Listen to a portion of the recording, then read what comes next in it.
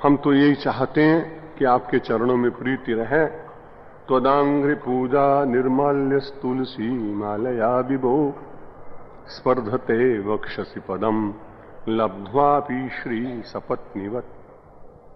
लक्ष्मी जी तो आपके साथ निरंतर रहती हैं, लेकिन लक्ष्मी जी के मन में भी कभी कभी ईर्ष्या होती है कि जब लोग आपको भोग लगाते समय तुलसी का पत्र चढ़ाते हैं, तब वो तुलसी को देखकर लक्ष्मी जी को बड़ी जलन होती है। ये सौत कहां से आ गई?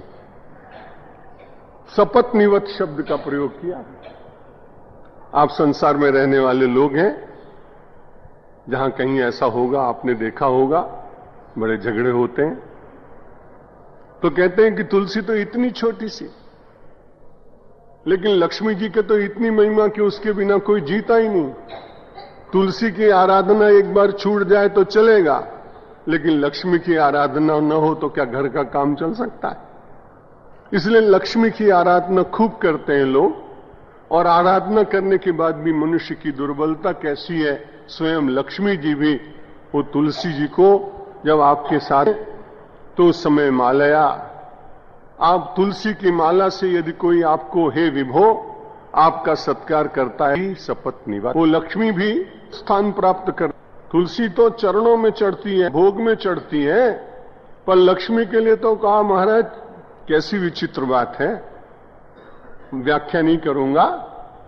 स्पर्धते वक्षसि पदम, वो तो निरंतर आपके वक्षस्थल के निकट रहने पर भी चरण में बैठी हुई तुलसी से ईर्ष्या करने लगती है। ये बड़ी विचित्र बात।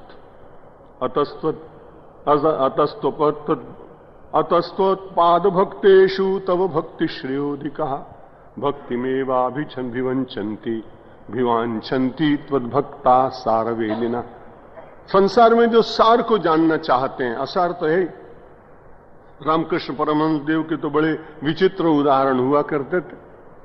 उनसे किसी ने कहा महाराज संसार असार है, इसका प्रमाण क्या है?